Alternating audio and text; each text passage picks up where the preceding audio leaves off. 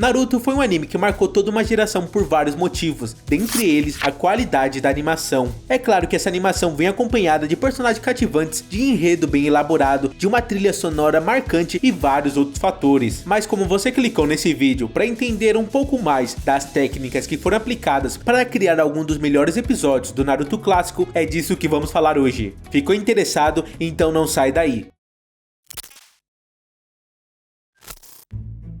O maior desafio de falar de Naruto é escolher quais episódios analisar. Eu separei 5 dos melhores episódios da série clássica, mas poderia ser 10 até 20, sem mencionar o Shippuden e o Boruto. Então, vê esse vídeo até o final, e se você quiser uma parte 2, ou se quiser que eu analise outro anime, deixa nos comentários, que eu tô sempre lendo todos e tô sempre de olho no seu feedback. E sem mais delongas, vamos aos 5 episódios mais bem animados do Naruto clássico. Em quinto lugar, episódio 19, O Demônio na Neve. O episódio 19 marca o fim do primeiro arco de Naruto. Esse começo pavimentou tudo o que Naruto tinha a oferecer, a rivalidade entre o Naruto e o Sasuke, o valor de aprendermos com o sensei, a importância do trabalho em equipe, o uso pesado de flashbacks e a tática suja de apresentar um vilão odioso e fazer a gente gostar e até ter pena dele no final. No caso, esse primeiro vilão foi Zabuza, um personagem tão bom que na boa, ele merecia muito mais. Ele merecia um final melhor, merecia ter sobrevivido para voltar depois, merecia uma chance para se tornar um vilão ainda mais poderoso ou até mesmo se redimir. Mas como esse vídeo é sobre animação, bora falar sobre isso. Dirigido por Toshiyuki Tsuru, este episódio visualmente é marcado por uma junção de força e sutileza. A força é evidente pela intensidade emocional e pelas cenas de ação bem coreografadas. Tsuru emprega uma animação dinâmica e muito expressiva, tanto para os confrontos físicos quanto para os momentos de tensão dramática, como é fácil perceber, por exemplo, nessa cena memorável em que o Zabuza pega uma kunai pela boca. Este é um momento de pura força, tanto em termos de ação quanto de impacto visual e emocional. A sutileza, por outro lado, é encontrada nos detalhes menores e nas decisões criativas. Pode ser visto na maneira como a música e o silêncio são utilizados para realçar os momentos emocionais, criando uma atmosfera que se faz sentir profundamente o peso das cenas. E aí então temos a experimentação digital do diretor. Neste episódio, a aplicação disso pode ter sido um pouco mais contida comparada às experimentações anteriores de Tsuru, mas ainda assim é bastante eficaz. Uma das manifestações mais notáveis dessa abordagem é a integração de elementos CGI, como na cena em que o personagem é jogado de uma ponte, um momento que foi realçado com o uso de CGI para criar um senso de profundidade e movimento que seria bastante desafiador de capturar com a animação tradicional sozinha. Além disso, a técnica de sobreposição digital, como a adição de efeitos de neve caindo, cria uma atmosfera, e é justamente esse uso cuidadoso de efeitos digitais que permite que os momentos cruciais desse episódio se destaquem. E o episódio se beneficia não apenas da tecnologia, mas também da direção artística sólida e do design de animação. Por exemplo, a cena onde os aldeões se unem para afugentar o bando inimigo, seguido pelo emocionante funeral de Haku, é outro exemplo do domínio de Tsuru sobre o ritmo narrativo e a emoção visual. A animação do funeral em particular destaca-se pela sua sensibilidade e pelo uso cuidadoso de detalhes visuais que captura a tristeza e a perda, ao mesmo tempo em que oferece um sentimento de encerramento. A introdução gradual da neve, que começa a cair levemente e aumenta em intensidade, é outra técnica digital bem aplicada. Tsuru manipula o ritmo e o padrão da queda da neve para corresponder à atmosfera da cena, um detalhe sutil que reforça o impacto emocional. Mesmo com os desafios de produção, como a necessidade de terceirizar parte do trabalho da limpeza da animação, a qualidade visual se manteve alta, graças à supervisão cuidadosa e ao talento dos animadores envolvidos. Em quarto lugar, episódio 48, Gaara contra Rock Lee, o poder da juventude explode.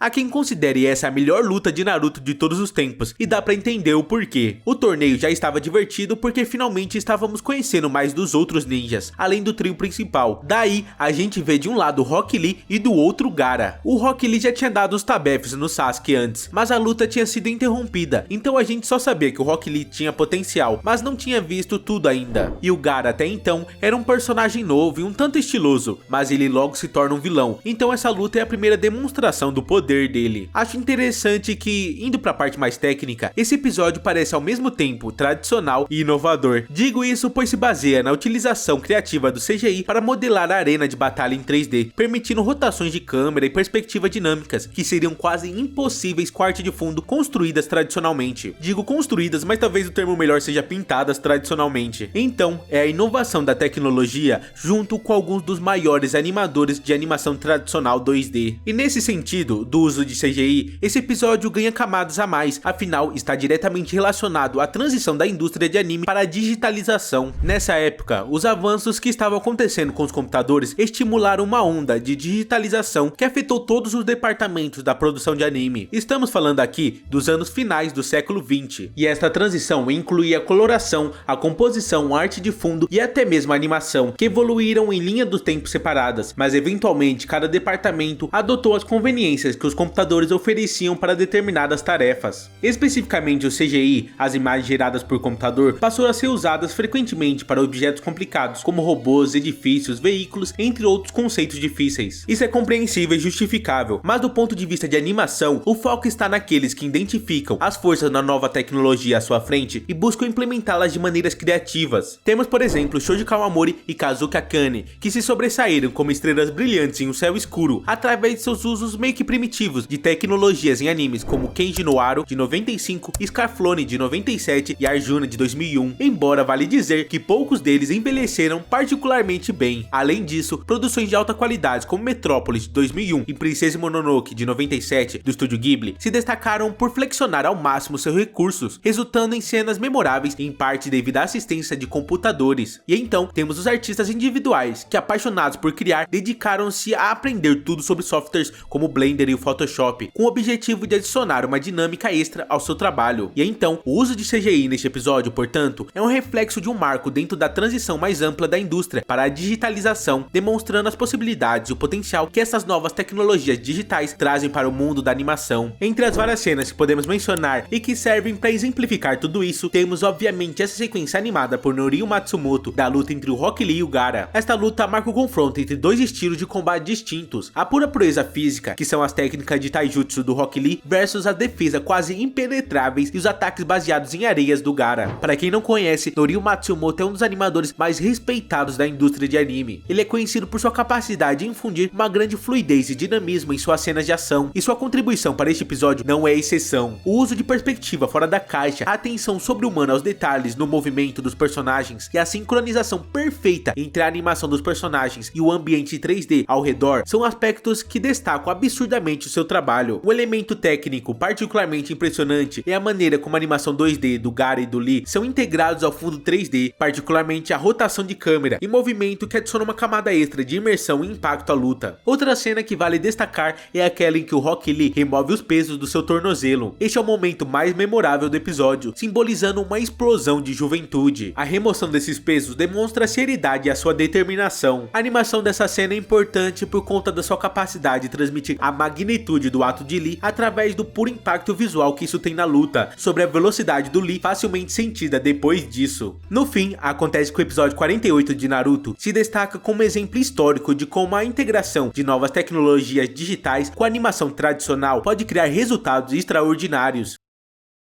Em terceiro lugar, episódio 30, o Sharingan revivido, Jutsu Chama do Dragão.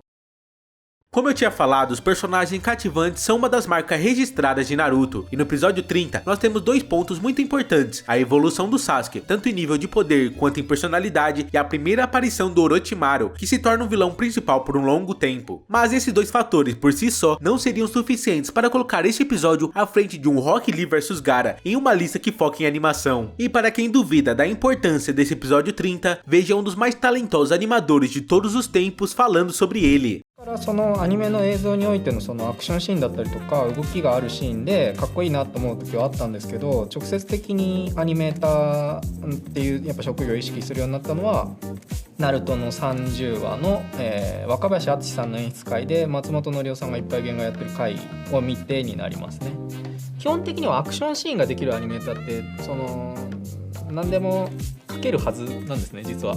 しかしそういう仕事ばっか振られてるので、そういう仕事ばっかになりがちなんですが。Esse falando era o Shingo Yamashita, o animador por trás da luta do Pain vs Naruto. Então a importância e o impacto da animação desse episódio na indústria como um todo é tremenda, afinal influenciou muitos outros animadores. Esse episódio aqui é notável pela primeira contribuição de dois artistas influentes que veremos muito ainda nesse vídeo. O Wakabayashi, que posteriormente se encarregaria de animar diversas sequências icônicas ao longo da série, série e o Norio Matsumoto, já conhecido por seu trabalho em animações de aberturas e que eu mencionei na luta do Gaara. A segmentação do episódio, especialmente a parte A, que ficou sobre a responsabilidade direta desses dois, merece atenção especial pela qualidade e pelo cuidado na animação. A cena da batalha entre o Sasuke e o Orochimaru é enriquecida pelo uso criativo do cenário, uma floresta densa e emaranhada. Diferente do mangá, o anime expande a narrativa visual ao incorporar uma ação dinâmica que utiliza as árvores e a vegetação como elementos fundamentais para a movimentação dos personagens. Essa escolha de design não apenas intensifica a atmosfera de tensão e imprevisibilidade, mas também destaca a agilidade e a estratégia dos personagens, trazendo uma nova dimensão à luta. O uso do ambiente reflete uma compreensão profunda do espaço tridimensional, permitindo uma coreografia de luta que se move livremente em todas as direções. Neste episódio também tivemos esta cena lendária, na verdade é mais um frame, e as pessoas printaram e usaram essa imagem para dizer que a qualidade da animação do anime piorou. Sei que se você está aqui provavelmente já sabe disso, mas para quem é novo no mundo da animação, é importante lembrar que esse desenho é apenas uma parte de uma sequência maior que tenta mostrar como os movimentos de luta do Sasuke são rápidos e fluidos. Isolar frames, ou seja, focar em uma única imagem dentro de uma sequência de animação é algo muitas vezes enganoso, pois um frame isolado não representa a qualidade ou a intenção geral de uma cena. A animação é uma arte que se baseia no movimento e na transição entre frames para criar uma ilusão de vida. Por isso, jogar uma cena inteira por um único frame pode não refletir a experiência visual pretendida. Na verdade, nunca reflete. Em cenas de ação como essa, por exemplo, animadores frequentemente utilizam técnicas como a deformação de personagens para transmitir velocidade e força. Essa distorção, quando vista fora do contexto do movimento contínuo, pode parecer estranha ou até de baixa qualidade. No entanto, quando observada na sequência rápida para a qual ela foi projetada, essas deformações contribuem para a dinâmica e o impacto da cena, criando uma sensação de movimento fluido e energia. A decisão de usar tais técnicas e aceitar a possibilidade que frames isolados pareçam fora do padrão é uma decisão artística, se utilizando como a percepção humana funciona. Acho que esse é um assunto para um vídeo de mais de 1 hora, mas resumindo, a cena é fantástica e mostra como Norio Matsumoto é um dos maiores animadores que já pisaram na terra. Ele constrói cenas com um senso de velocidade e elasticidade ímpar, parecendo desenhar de uma forma instintiva a maneira mais lógica de animar esses movimentos. Mesmo quando os personagens se movem de forma elástica, como o Sasuke olhando de um lado para o outro aqui, com seu rosto redondo fluindo, a força não diminui. O que quero dizer é que apesar de em certos momentos os personagens apresentarem uma elasticidade marcante, todos os golpes são entregues com peso e ímpeto incríveis. Ao contrário do que alguns podem pensar, deformar personagem na animação é uma arte por si só, animadores menos experientes e talentosos que Matsumoto poderiam criar incongruências, resultando em uma animação truncada e desconexa. A animação é uma sequência de movimentos. Qualquer falha nessa sequência resulta em saltos amadores que comprometem a fluidez. No entanto, Matsumoto domina a arte de saber quando e como deformar, sem que isso comprometa a naturalidade da cena. Pelo contrário, as suas deformações contribuem para uma animação mais realista, com peso e vigor. Eu poderia passar horas discutindo essa cena, incluindo a sua animação de efeitos volumosas, mas o essencial é que este episódio é incrível e repleto de cenas tão impressionantes quanto esta. Não é à toa que é considerado lendário, inspirando animadores a tentar replicar seu efeito, mas a verdade é que talentos como Norio Matsumoto e Wakabayashi são muito raros.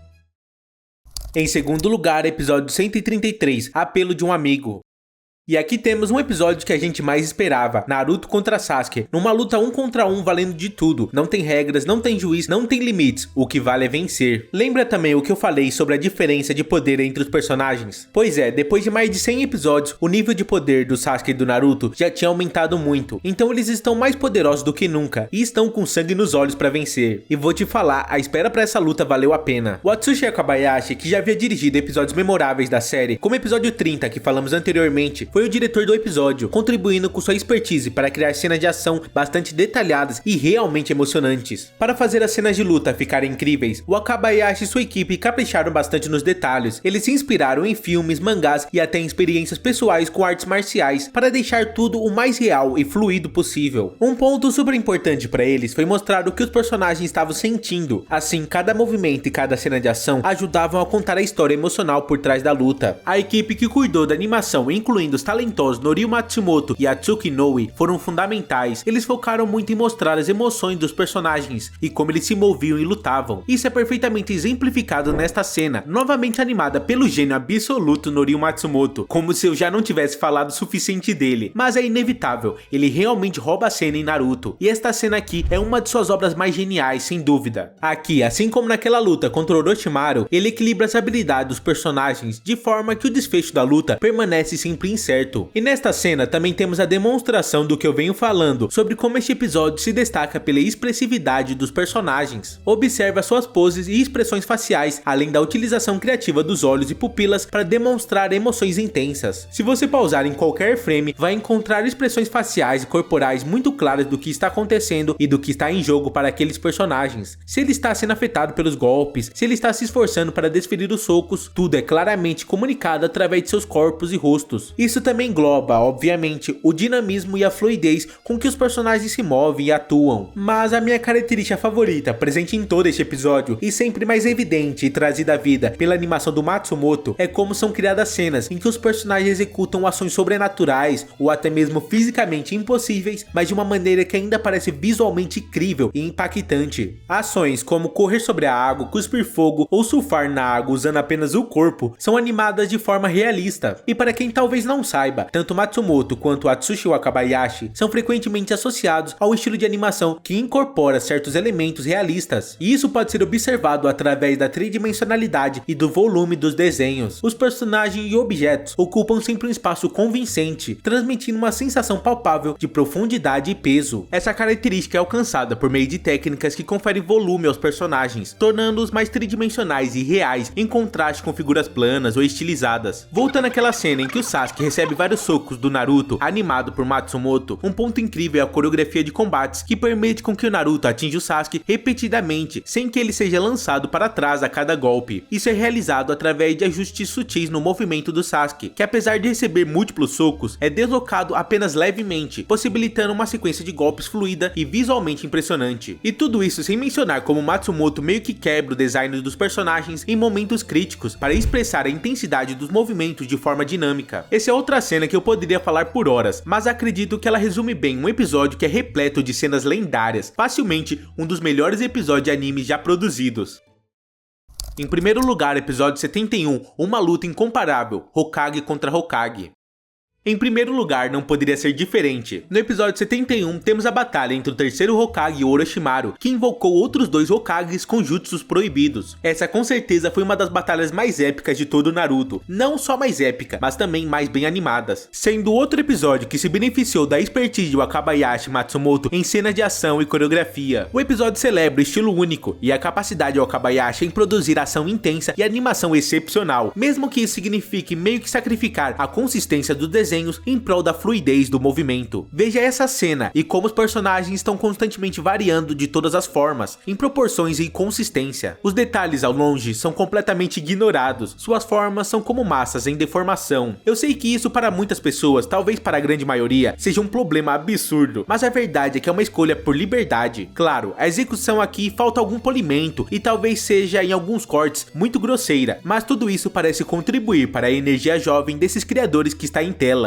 É quase experimental e acho que existe um sentimento muito satisfatório em observar como essas formas estão tão instáveis, mas ainda assim tem alguma consistência e ainda tem peso e tridimensionalidade. Claro, tudo isso é graças ao trabalho absurdo de layout de Wakabayashi. Ao posicionar a câmera abaixo ou acima dos personagens em momentos chaves, Wakabayashi aumenta a sensação de poder e dominação ou de vulnerabilidade e desespero respectivamente. Essas escolhas de ângulo não são apenas esteticamente impressionantes, mas também carregam um peso, reforçando a narrativa, mas sem a necessidade de diálogos explicativos. Outro aspecto fascinante dos layouts é a maneira como eles incorporam o ambiente ao redor, e principalmente mostrando a destruição progressiva do ambiente. Isso não apenas amplifica a sensação de impacto e realismo das cenas, mas também aprofunda a narrativa visual, permitindo com que nós sintamos o peso das ações dos personagens. A habilidade de transmitir consequências físicas de forma convincente pode transformar conflitos fantásticos em experiências sensoriais quase tangíveis. incríveis. Ao observar como terrenos e arredores reagem às ações dos personagens, nós podemos quase sentir a força dos ataques, criando uma imersão que vai muito além do visual para se tornar algo quase que físico. E os layouts desempenham um papel crucial ao estabelecer as bases para essas consequências físicas na animação. E acontece que o Wakabayashi também brilha na sua habilidade de utilizar os layouts para criar sequências de movimento fluídas e contínuas. Através de uma combinação magistral de cortes dinâmicos e transições suaves, ele consegue transmitir uma sensação de movimento constante. Este fluxo ininterrupto de ação não é apenas um feito tecnicamente impressionante, ele também serve para enfatizar a inevitabilidade do confronto e a intensidade das emoções envolvidas. Este episódio aqui, juntamente com outros episódios notáveis de ação de Naruto que vimos anteriormente neste vídeo, exemplifica tanto o compromisso do estúdio Pierrot, mas principalmente dos seus artistas, que apesar das críticas ocasionais relativas à qualidade dos desenhos, são artistas realmente muito talentosos. Mas qual desses episódios você gostou mais? Qual episódio de Naruto você quer ver uma análise aqui no canal? Quais outros animes você quer ver também? Me conta nos comentários pra gente continuar analisando e entendendo melhor os animes que marcaram nossas vidas. E claro, não se esqueça de curtir o vídeo e se inscrever aqui no canal para ter mais vídeos como esse. E lembre-se que assim que o vídeo terminar vai aparecer mais 2 vídeos que são meio parecidos com esse daqui, então acho que você vai gostar deles. Eu já fiz outros vídeos sobre Naruto que vocês gostaram bastante, então dá uma olhada lá. Mas no mais é isso, obrigado por ver o vídeo até aqui e nos vemos no próximo vídeo.